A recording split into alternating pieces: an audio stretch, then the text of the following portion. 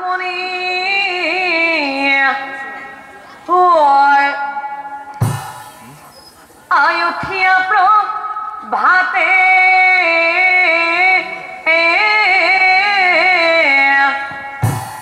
বৈকুণ্ঠলৈ যাওঁ বুলি ভাবি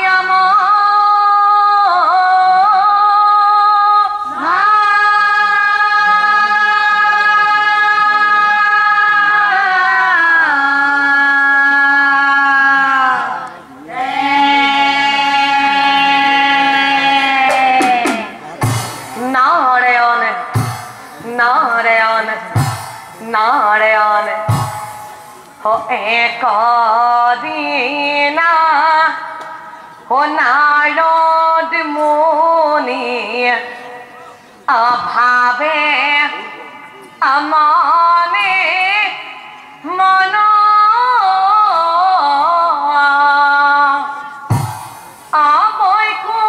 বৈকুণ্ঠলৈ যাওঁ বুলি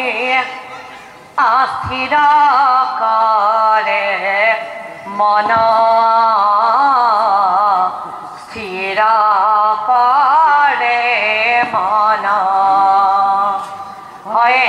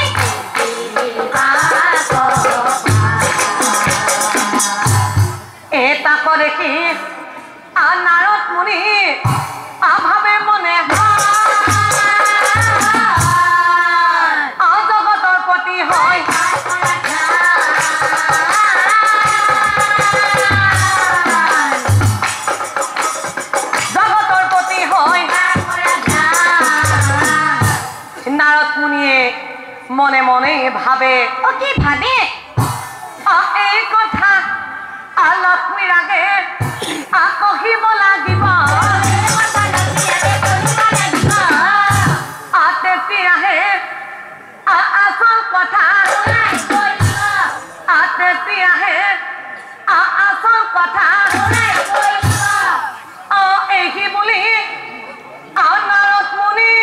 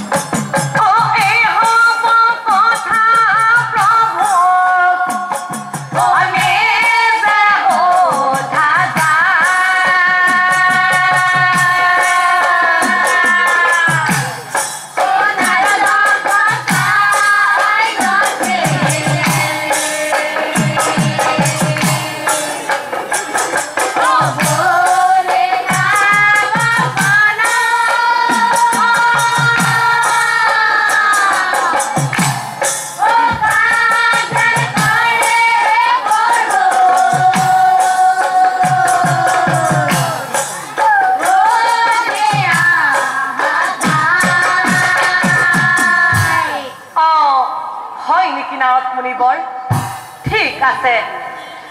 এতিয়া আনাৰত তুমি আগিহে চলি প্ৰভু শুনি কাম তোমাক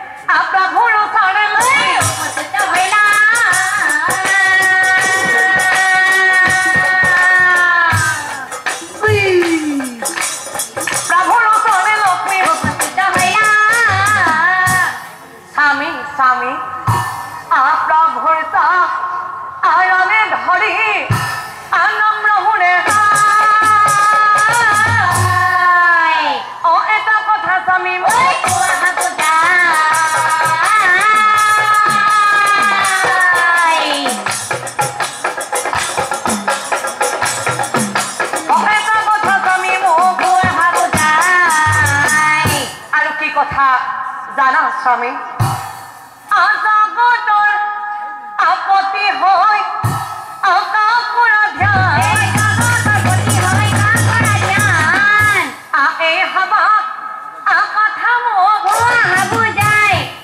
হামা কথা মোক লক্ষ্মী কথা আপুনি প্ৰভু বিষয় মানিলা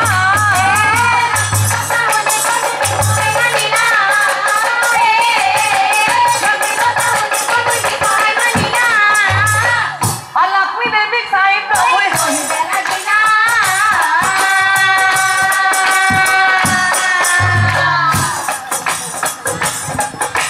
লক্ষ্মী দেৱীক চাই প্ৰভুৱে হেৰা লক্ষ্মী তুমি কেনেকৈ জানিলা মই যে আন কাৰোবাক ধ্যান কৰোঁ এই কথা তোমাক জানো দেৱশ্ৰী নাৰদ মুনিয়ে কোৱা নাই মই কাক ধ্যান কৰোঁ তুমি জানা শুনা শুনা লক্ষ্মী দেৱী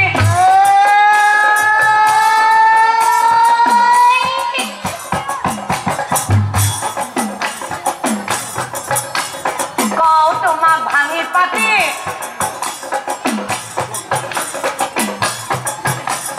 সদায় সদায় কাম ধ্যান কৰোঁ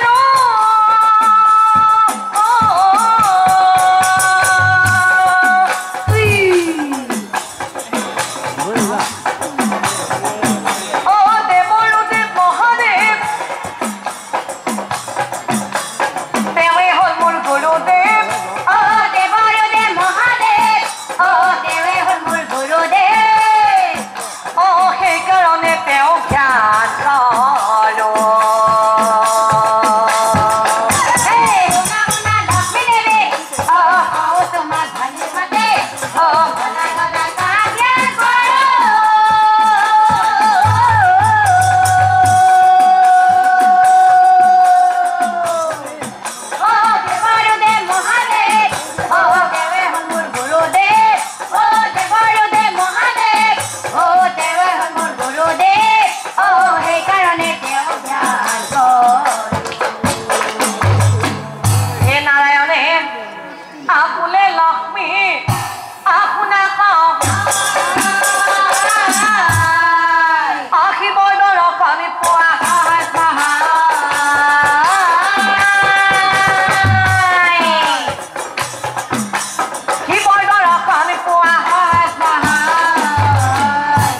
তথাপিতো লক্ষ্মী তুমি এক কাম এশটা পদুমেৰে শিৱ পূজা কৰা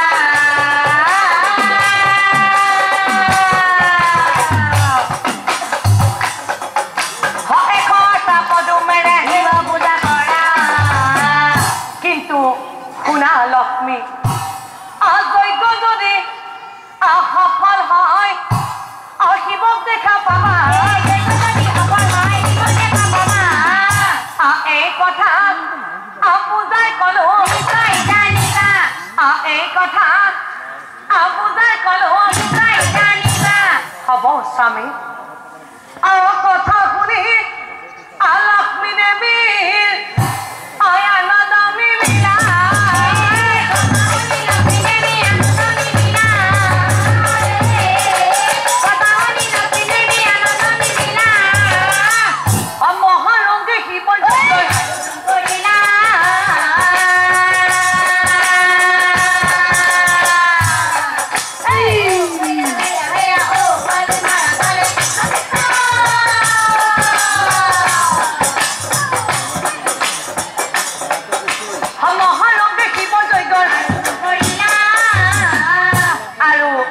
লক্ষ্মী দেৱীয়ে শিৱ পূজা পাতে লক্ষ্মী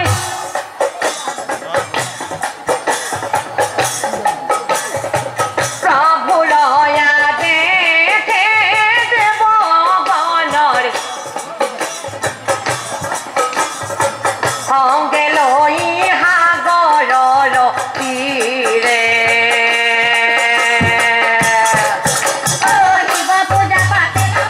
ভয় ভয়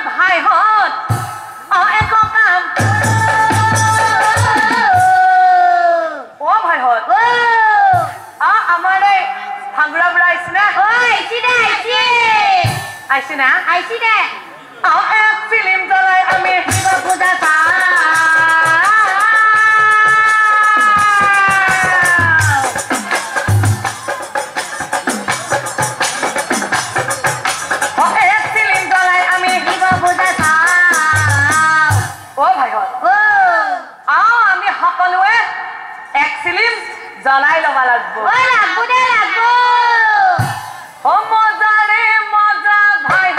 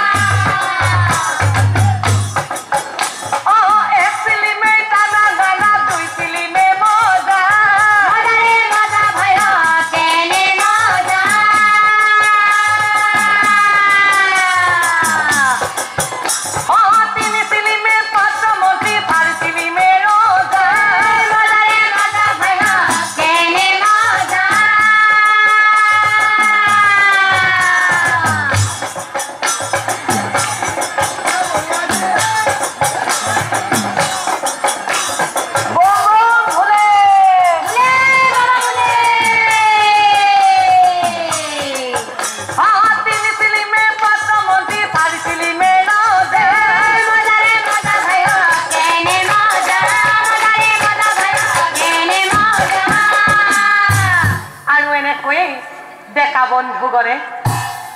হাতি মাতি সকলোৱে আছে যজ্ঞ আনফালে কইলা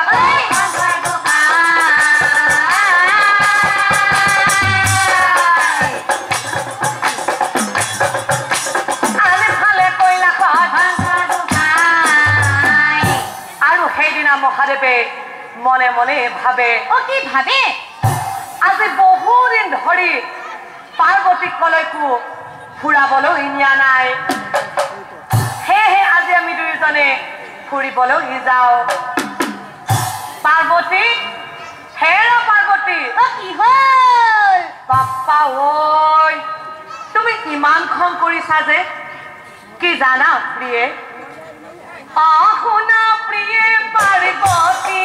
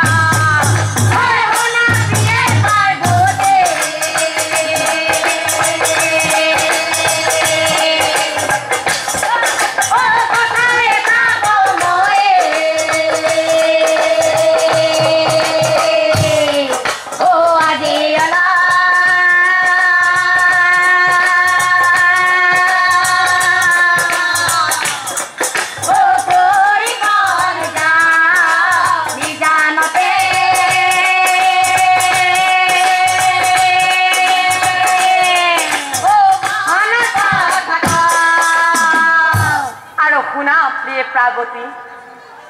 গণেশ পেটুমা তুমি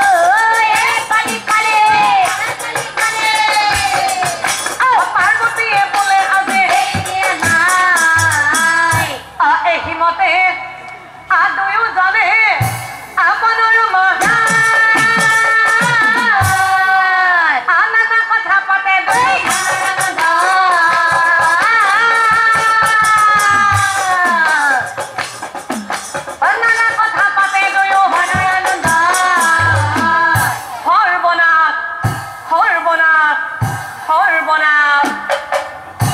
মহাদেৱে মনে মনে ভাবে কি ভাবে লক্ষ্মীৰ পূজা কৰাৰ কথা যদি কিবাকে পাৰ্বতীয়ে গম পায় আজি পাৰ্বতীয়ে ঘৰত মোক 12 বজে দিব কি কৰা যায় কি কৰা যায় কি কৰা যায় কি উপায় আকৰো বুলি আমনত ভাই আৰু লক্ষ্মী ফুলৰ পাত্ৰৰ পৰাই আমায় আপুনি এটি পৰি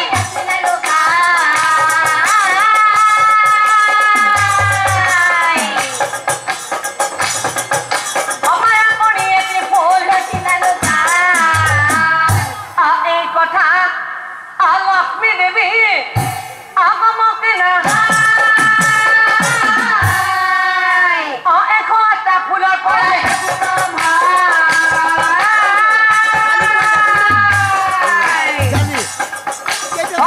এটা ফুলৰ পৰাই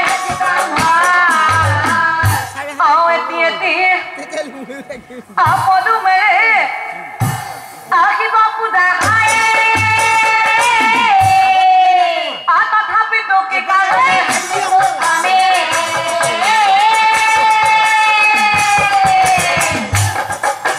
তথাপিতো কি কাৰণে ভাবি চিন্তি লক্ষ্মী দেৱী আহৈ নদী কান্দি কান্দি নাৰায়ণৰ হাগে চলি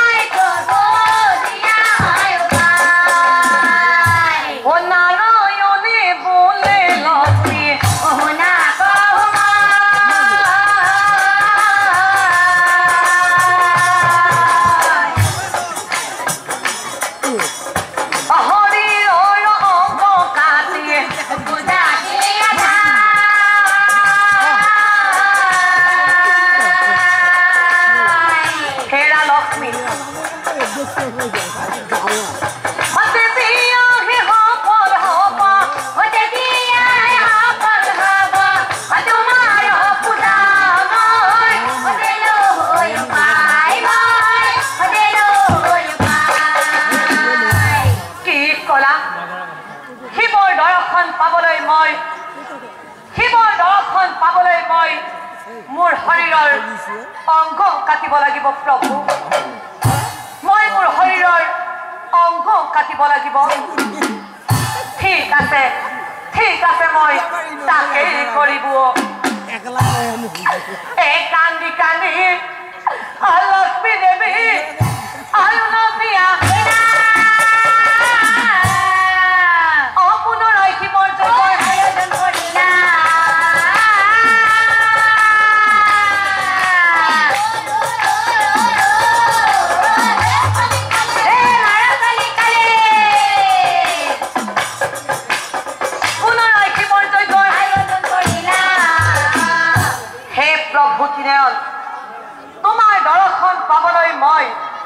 তোমাৰ দৰ্শন পাবলৈ মই মোৰ শৰীৰৰ অংগ কাটিবলৈ ওলাইছো প্ৰভু মই মোৰ শৰীৰৰ অংগ কাটিবলৈ ওলাইছো তুমি মোক দিয়া দৰ্শন এই বুলি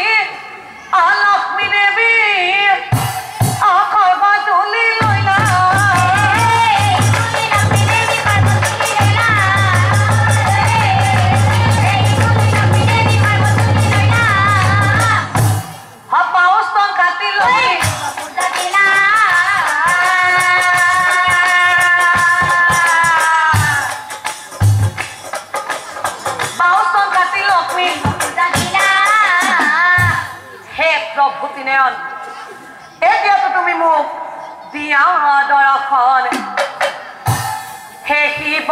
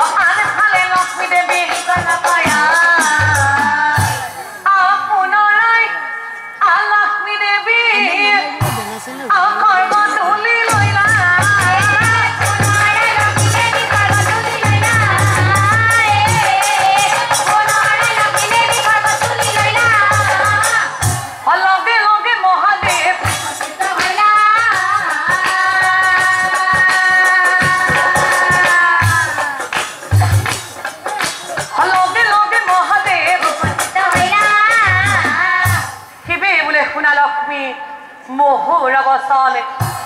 কি কাৰণে ধ্যান যজ্ঞ কৰি আছা মোক এই সাগৰৰ স্থানে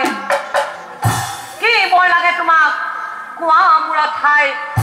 যি বৰ খোজা তুমি তাকেই দিব মই আৰু তেতিয়া লক্ষ্মী দেৱীয়ে মহাদেৱক চাই কৈছিল কি কৈছিল মহাদেৱক চাই লক্ষ্মী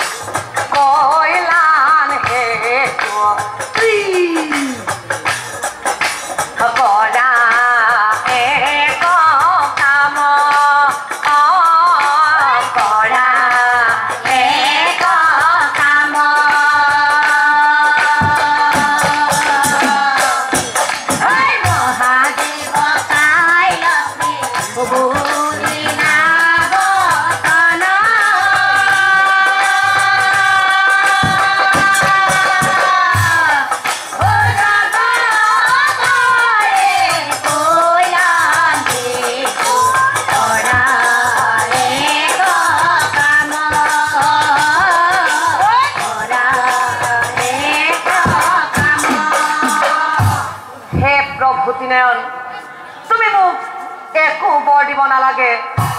মাত্ৰ মাত্ৰ এটি উপায় দিব লাগে আৰু কি উপায় জানা প্ৰভু তোমাক যাতে পূজা কৰিবলৈ হলে পৃথিৱীৰ কোনো মনুষ্যতে মোৰ নিচিনাকৈ কষ্ট খাবলগীয়া নহয় তুমি মোক এই বৰকেই দিয়া প্ৰভু এই বৰকেই দিয়া তথাস্তু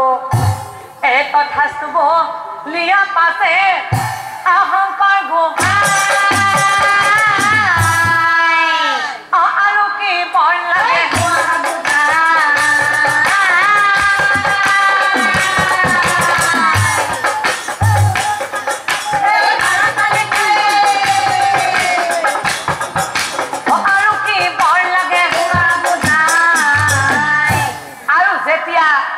লক্ষ্মী দেৱীয়ে শিৱৰ দৰ্শন পাইছিল আৰু শিৱৰ দৃষ্টি লক্ষ্মীৰ শৰীৰত পৰাৰ লগে লগে লক্ষ্মীৰ সেই কটা স্তনগুপ্ত সম্পূৰ্ণ হৈ পৰিছিল কিন্তু যিটো স্তনে লক্ষ্মী দেৱী শিৱক পূজা দিছিল সেই কটা স্তনগুপ্ত বাৰু কি কৰিছিল এই গাঁত খান্দি স্তনগুপ্ত আপুতিয়ৰা অতয়নন্তৰে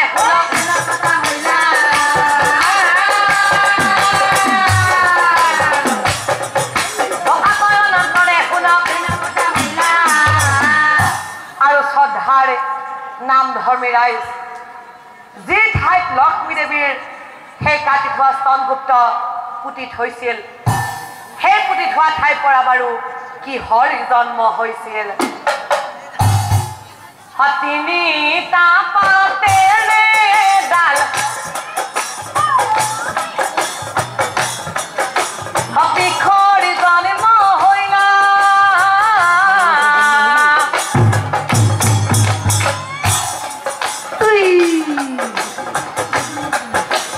দিনে দিনে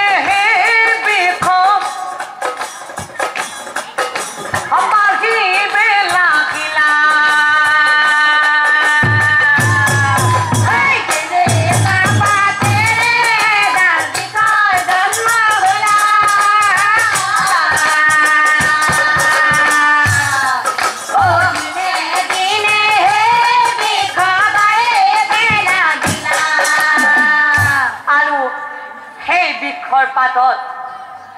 ব্ৰহ্মা বিষ্ণু মহেশ্বৰৰ